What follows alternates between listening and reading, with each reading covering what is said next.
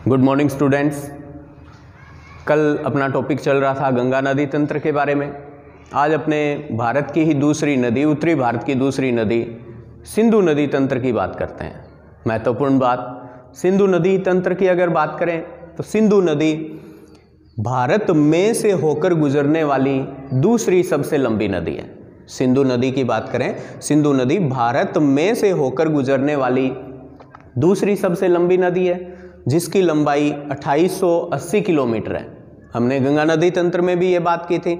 भारत की सबसे लंबी नदी गंगा नदी, भारत में से होकर गुजरने वाली सबसे लंबी नदी ब्रह्मपुत्र नदी, भारत में से होकर गुजरने वाली दूसरी सबसे लंबी नदी सिंधु नदी, जिसकी लंबाई 2880 किलोमीटर है। महत्वपूर्ण बात, इसे इंडस रिवर सिस्टम के नाम से भी जानते हैं। इंडस यानी अपने कहते हैं भारत का नाम इंडिया, तो इंडिया नामकरण जो है वो किसके नाम पे पड़ा था? सिंधु नदी के नाम पर।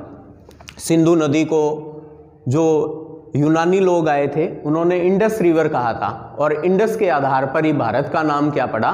इंडिया नाम पड़ा था। महत्वपूर्ण बात, सिंधु नदी के अगर उद्गम स्थल की बात करें तो सिंधु नदी तिब्बत के कैलाश पर्वत से निकलती है। सिंधु नदी की अगर बात करें, सिंधु नदी तिब्बत के अंदर कैलाश पर्वत के बोखरचू नामक स्थान से निकलती है। कैलाश पर्वत जो कैलाश मानसरोवर झील के समीप है, वहीं तिब्बत से सिंधु नदी का उद्गम होता है। यहाँ से निकलने के बाद सिंधु नदी तिब्बत में बहते हुए भारत के जम्मू एंड कश्मीर में प्रवेश करती है। भारत के जम्मू एंड कश्मीर में दमचौक नामक स्थान पर सिंधु नदी का भारत में प्रवेश होता है।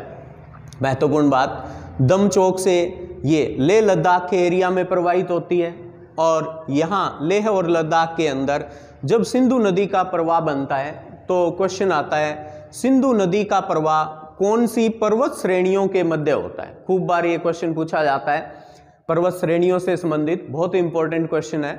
सीधा क्वेश्चन आता है, हिमालय के अंदर पर्वत श्रेणियों का उत्तर से दक्षिण में क्रम बताओ, या हिमालय के अंदर पर्वत श्रेणियों का पूर्व से पश्चिम में क्रम बताओ। महत्वपूर्ण बात, हमें उत्तर से दक्षिण में क्रम याद रखना है, तो बहुत ही छोटी सी आसान सी लाइन है, कल जाकर पैर धोना शिव। क्या याद रखोगे? कल जाकर पैर धोना शिव, यानी कल जाकर पैर धोना शिव का मतलब कैसे? काराकोरम श्रेणी, यानी हिमालय पर्वतमाला के अंदर सबसे उत्तरी पर्वत श्रेणी जो है वो काराकोरम पर्वत श्रेणी होगी, काराकोरम पर्वत श्रेणी होगी। फिर कल लेह से लद्दाख पर्वत श्रेणी, यानी काराकोरम पर्वत श्रेणी के नीचे लद्दाख पर्वत श्रेणी होगी। जाकर यानी जास्कर पर्वत श्रेणी, जाकर का मतलब जास्कर पर्वत श्रेणी, इसका मतलब लद्दाख के बाद में जास्कर पर्वत श्रेणी आएगी। और जाकर के बाद पैर का मतलब पीर पंजाल पर्वत श्रेणी, धोना का मतलब धौलाधर पर्वत श्रेणी, और शिव का मतलब शिवालिक पर्वत श्रेणी। तो ये जो उत्तर से दक्षिण में या पूर्व से पश्चिम में क्रम था सिंधु नदी के, सिंधु नदी जो है वो इन पर्वत श्रेणियों में लद्दाख और जास्कर पर्वत श्रेणियों के मध्य प्रवाहित होती है। दोनों ही बहुत ही महत्वपूर्ण बातें हैं। नंबर एक, हिमालय पर्वत की पर्वत श्रेणियों का क्रम जो कि हमने कल जाकर पैर धोना शिव बहुत ही आसान सी लाइन से याद रखा। बहुत एग्जाम में आईएएस के अंदर, प्री के अंदर 2 बार कंटिन्यू क्वेश्चन पूछा गया है, आरएएस में खूब बार आया है, एलडीसी राजस्थान के अंदर क्वेश्चन पूछा गया है, फर्स्ट ग्रेड में पूछा जाता रहता है। उत्तर से दक्षिण में क्रम, दक्षिण से उत्तर में क्रम, पूर्व से पश्चिम में क्रम, तो हमने सीधा याद रखना है कल जाकर पैर धोना शिव। कैसे? काराकोरम, लेह से लद्दाख, जाकर यानी जास्कर, पैर यानी पीर पंजाल, धोना यानी धौलाधर, और शिव यानी शिवालिक पर्वत श्रेणी। महत्वपूर्ण बात, यहाँ सिंधु नदी तंत्र जो है वो लद्दाख और जास्कर पर्वत श्रेणियों के मध्य, यानी सिंधु नदी का प्रवाह है वो कौन सी 2 पर्वत श्रेणियों के मध्य है? तो अपने सीधा उत्तर देंगे, सिंधु नदी लद्दाख और जास्कर पर्वत श्रेणियों के मध्य प्रवाहित होती है। और यहीं लद्दाख के आसपास के, लेह लद्दाख के आसपास के एरिया में सिंधु में 2 छोटी सहायक नदियां नुब्रा और श्योक, 2 सहायक नदियां नुब्रा और श्योक नदियों का जो जल है वो सिंधु में आकर मिलता है। आगे चलकर सिंधु नदी पीओके के करीब जाती हैं, और आगे चलकर यहाँ गिलगिट क्षेत्र के करीब सिंधु गोर्ज का निर्माण करती है। इंपॉर्टेंट बात, सिंधु नदी के ऊपर कैनियन या गोर्ज अपने फिजिकल ज्योग्राफी में पढ़ते हैं, तो सिंधु गोर्ज का निर्माण करती है गिलगिट एरिया के पास, और यहीं गिलगिट नदी जो है वो आकर इसमें अपना पानी डालती है। यानी सिंधु की एक और छोटी सहायक नदी गिलगिट, जो यहाँ पीओके के करीब आकर सिंधु के अंदर अपना जल मिला देती है। आगे सिंधु भारत में से प्रवाहित होते हुए पाकिस्तान में प्रवेश करती है, और पाकिस्तान में प्रवेश करते हुए इसमें काबुल, कुर्रम और गोमल नदियाँ आकर अपना जल इसके अंदर डालती हैं, और सिंधु नदी आगे प्रवाहित होते हुए पाकिस्तान में प्रवाहित होते हुए आगे बहती है। और पाकिस्तान का कराची शहर जो है वो सिंधु नदी के तट पर बसा है। खूब बार ये भी क्वेश्चन आता है, सिंधु नदी के किनारे बसे हुए शहर का नाम बताओ, सीधा उत्तर देंगे कराची शहर।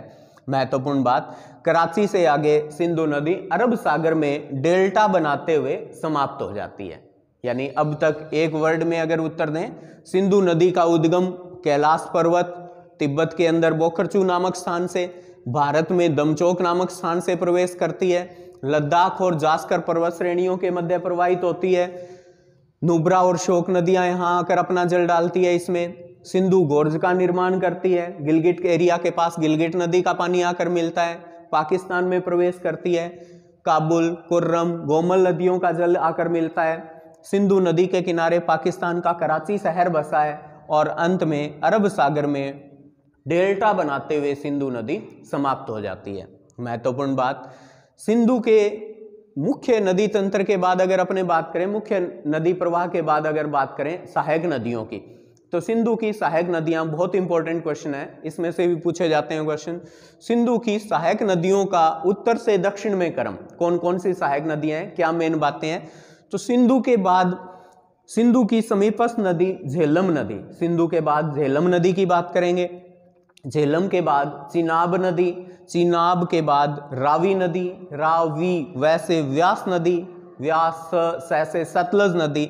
यानी ये 5 नदियां जो हैं, झेलम, चिनाब, रावी, व्यास और सतलज, ये सिंधु की 5 सहायक नदियां हैं। महत्वपूर्ण बात, सबसे पहली नदी की बात करें झेलम, झेलम की अगर बात करें, झेलम नदी का उद्गम लद्दाख क्षेत्र के अंदर शेषनाग झील से होता है। झेलम नदी जो है वो बैरीनाग के करीब शेषनाग झील से लद्दाख एरिया से निकलती है।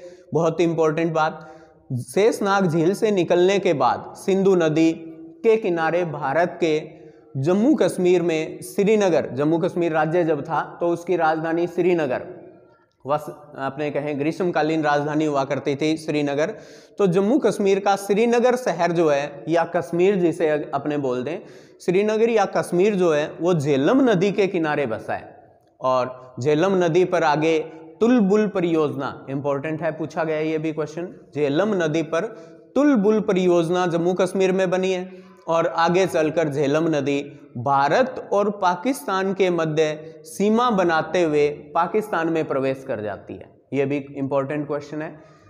सिंधु नदी तंत्र की कौन सी सहायक नदी, या सिंधु नदी तंत्र की कौन सी नदी भारत और पाकिस्तान के मध्य सीमा का निर्माण करती है, सीमा पर बहते हुए आगे पाकिस्तान में प्रवाहित होती है? तो उत्तर देंगे सिंधु नदी पाकिस्तान और भारत के मध्य सीमा निर्धारण का कार्य करती है।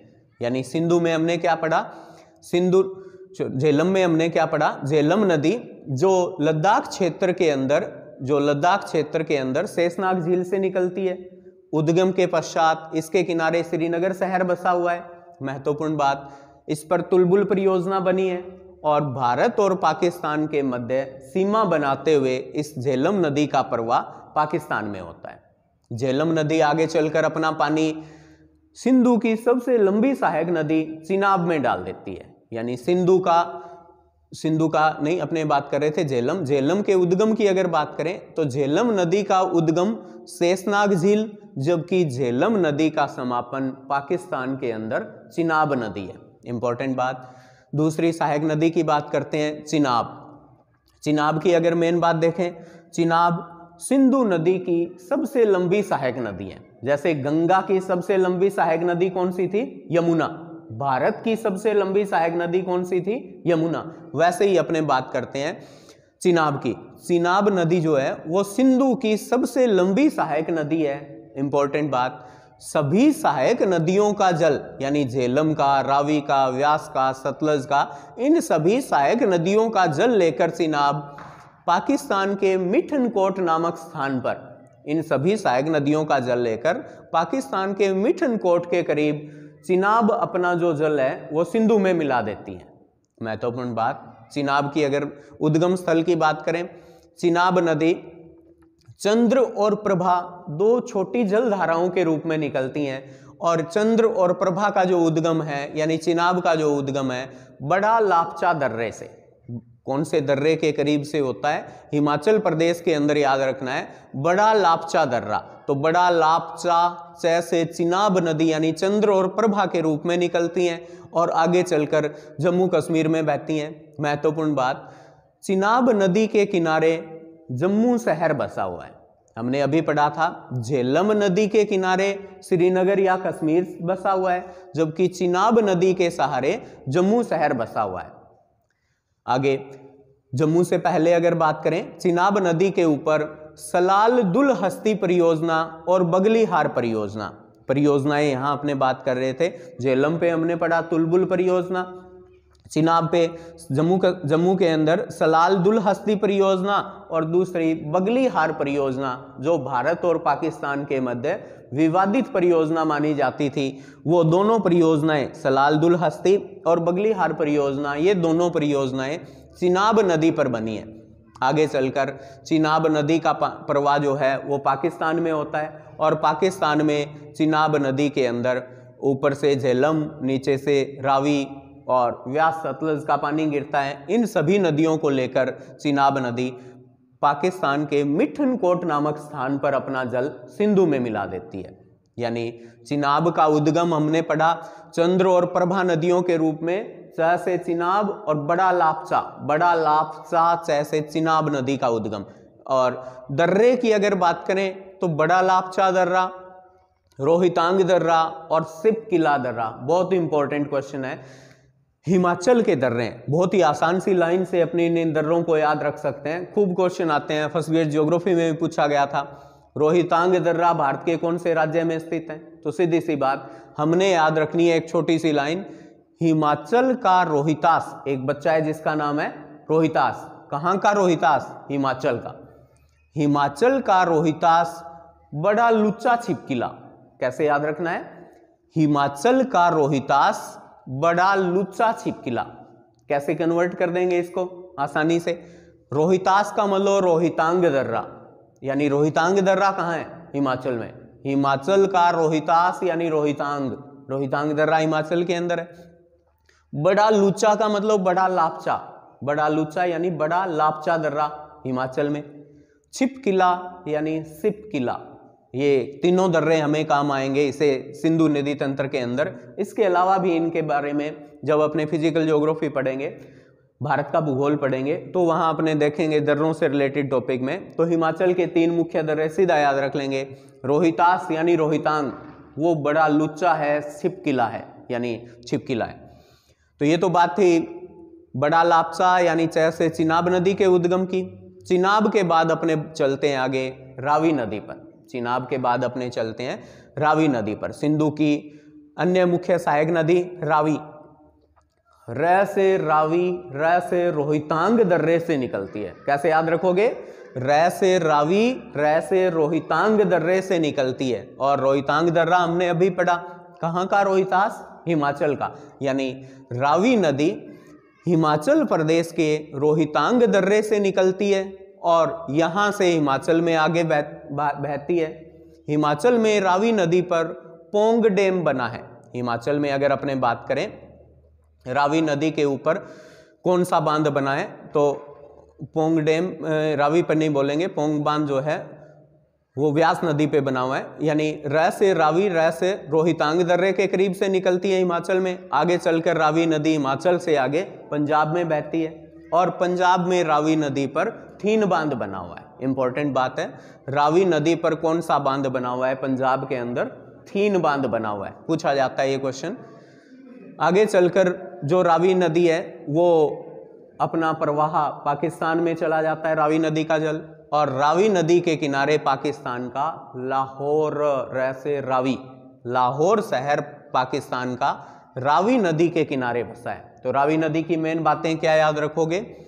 रैसे रावी, रैसे रोहितांग दर्रा, यानी हिमाचल के रोहितांग दर्रे के करीब से निकलती है और हिमाचल प्रदेश में प्रवाहित होते हुए पाकिस्तान में, पंजाब में प्रवेश करती है। पंजाब में रावी नदी के ऊपर थीन बांध बना हुआ है और पंजाब से पाकिस्तान में प्रवेश करती है रावी, और रावी नदी के किनारे पाकिस्तान का लाहौर शहर बसा हुआ है। इंपॉर्टेंट बात, पाकिस्तान के अंदर रावी नदी अपना जल चिनाब में डाल देती है, यानी आगे चलकर रावी अपना जल किस में डाल देती है? चिनाब में। रावी के बाद अगर बात करें व्यास नदी, व्यास, जहां से रावी निकलती है वहीं दक्षिणी भाग से व्यास कुंड के समीप से व्यास नदी का उद्गम होता है। रैसे रावी, रैसे रोहितांग दर्रा, और रोहितांग दर्रे के समीप ही हिमाचल प्रदेश में व्यास कुंड के करीब से कौन सी नदी का उद्गम होता है? तो अपने उत्तर देंगे व्यास कुंड के करीब से व्यास नदी का उद्गम होता है। व्यास नदी हिमाचल प्रदेश में प्रवाहित होते हुए अपना जल पंजाब में हरी के बैराज के समीप, व्यास नदी का जो जल है वो हरी के बैराज के समीप किस में मिल जाता है? सतलज नदी में। इंपॉर्टेंट बात है, व्यास नदी पर पौंग बांध भी बना हुआ है और व्यास नदी का जो उद्गम है वो रोहितांग दर्रे के दक्षिणी भाग व्यास कुंड से होता है। यहाँ से निकलने के बाद इसमें हिमाचल प्रदेश में प्रवाहित होते हुए आगे चलकर पंजाब के करीब आती है और यहाँ हरी के बैराज के समीप व्यास का जल जो है वो किस में गिर जाता है? सतलज में। महत्वपूर्ण बात, सतलज नदी, सतलज नदी की अगर बात करें, सिंधु की एकमात्र सहायक नदी, सिंधु की एकमात्र सहायक नदी जिसका उद्गम भारत में नहीं है। कई बार क्वेश्चन आता है ये, सिंधु नदी की वो सहायक नदी जिसका उद्गम भारत में नहीं है, तो अपने उत्तर देंगे सिंधु की जितनी भी सहायक नदियां हैं वो भारत में से निकलती हैं, लेकिन सिंधु की एक मुख्य सहायक नदी ऐसी भी है जिसका उद्गम भारत में नहीं है और तिब्बत में है। उत्तर देंगे सतलज नदी जो है वो तिब्बत के अंदर मानसरोवर झील के समीप, सतलज नदी के उद्गम की बात करें, मानसरोवर झील के समीप राक्षस ताल झील से होता है। सतलज का उद्गम कहां से होता है? तिब्बत में मानसरोवर के करीब राक्षस ताल झील से। याद रखने के लिए यहां अगर अपने ध्यान देंगे तो हमें सतलज नाम दिखाई देगा, राक्षस को हटा दें, सतलज, सतलज, यानी राक्षस ताल झील में ही सतलज का नाम आ जाता है। तो सतलज नदी का उद्गम तिब्बत में मानसरोवर के समीप राक्षस ताल झील से होता है और सतलज नदी आगे तिब्बत में प्रवाहित होते हुए भारत के हिमाचल प्रदेश राज्य में प्रवेश करती है। और हिमाचल प्रदेश में जो सतलज का प्रवेश है वो सै से सतलज, सै से सिपकिला दर्रे से, सिपकिला हमने पढ़ा है कहाँ का था? हिमाचल का रोहितास बड़ा लुच्चा सिपकिला, यानी सिपकिला दर्रा जो है वो कौन से राज्य के अंदर है? उत्तर दिया था हमने हिमाचल में। तो सतलज नदी जो तिब्बत में मानसरोवर के समीप राक्षस ताल झील से निकलती है, आगे चलकर हिमाचल प्रदेश में सिपकिला दर्रे के करीब से प्रवेश करती है। सतलज नदी पर भाखड़ा और नांगल बांध बने हैं। इंपॉर्टेंट बात, भारत की सबसे ऊंची बांध परियोजना भाखड़ा नांगल बांध परियोजना जो है वो सतलज नदी पर बनी है। 2 डैम बनाए गए हैं इसके अंदर।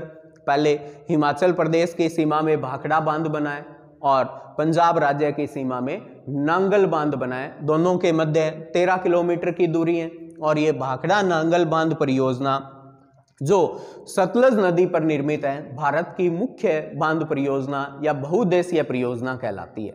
इंपॉर्टेंट बात, आगे चलकर सतलज नदी का जल हरी के बैराज नामक स्थान में व्यास में मिल जाता है, यानी यह ये भी कह सकते हैं अपने आगे चलकर हरी के बैराज के करीब सतलज नदी में व्यास नदी आकर मिलती है और यहीं से हरी के बैराज नामक स्थान से, यहीं से हरी के बैराज के करीब से IGNP इंदिरा गांधी नहर परियोजना, IGNP यानी इंदिरा गांधी नहर परियोजना जो हरि के बैराज से निकाली गई है, जो राजस्थान की मरु गंगा या राजस्थान के मरुस्थल की गंगा जीवन रेखा कहलाती है IGNP, उसका उद्गम या उसकी शुरुआत कहाँ से की गई है?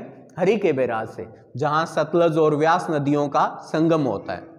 आगे चलकर व्यास नदी के जल को लेते हुए सतलज नदी आगे बढ़ती है और पंजाब के अंदर, पंजाब के 2 शहर याद रखने हैं, लुधियाना और फिरोजपुर। ये दोनों जो कस्बे हैं वो सतलज नदी के किनारे बसे हैं। सतलज नदी आगे पंजाब से पाकिस्तान में प्रवेश करती है और पाकिस्तान में बहते हुए अपना जल चिनाब में मिला देती है। और चिनाब इन सभी नदियों का, इन सभी का मतलब number 1 Jhelum, number 2 Ravi, number 3 व्यास और नंबर 4 सतलज, इन सभी चारों नदियों का जल लेते हुए, खुद का जल सहित यानी 5 नदियों का जल लेकर चिनाब जो है वो पाकिस्तान के मिठन कोट के करीब सिंधु में जाकर मिल जाती है और सिंधु आगे चलकर कराची के करीब से होते हुए अरब सागर में जाकर डेल्टा बनाती है। ये बहुत ही आसान सा टॉपिक था हमने जो देखा सिंधु नदी तंत्र के बारे में।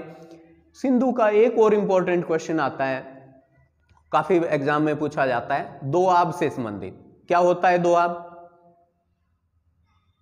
दो का मतलब 2, आब का मतलब किनारे, सीधा सा याद रखेंगे। जैसे अपने पढ़ते हैं पंजाब, पंजाब का मतलब 5 आब, यानी 2 का मतलब 2 और आब का मतलब किनारे, यानी यहां 2 किनारे और पंजाब में क्या है 5 किनारे।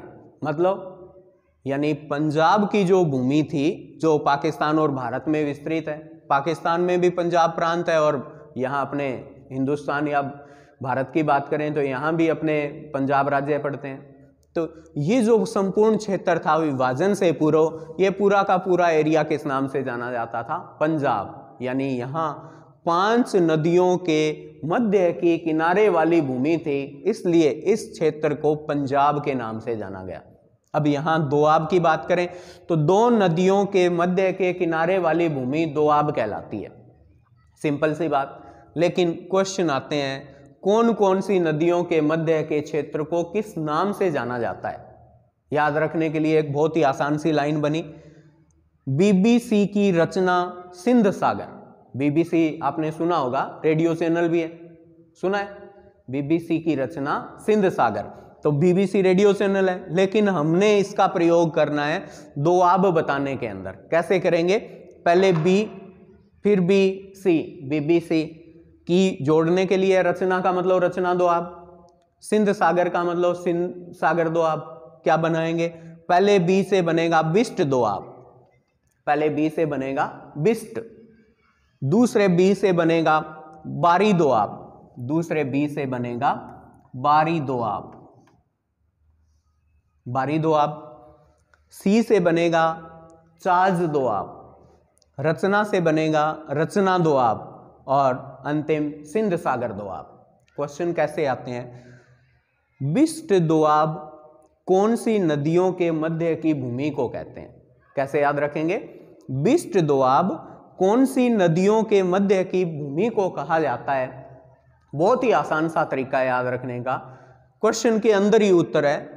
इसमें 2-3 अक्षर आते हैं, बै सत। बिस्ट को बै सत याद रखो। बै का मतलब व्यास, वह का मतलब वह वाली नदी व्यास, सत का मतलब सतलज, यानी व्यास और सतलज नदियों के मध्य की किनारे वाली भूमि को बिस्ट दोआब कहते हैं।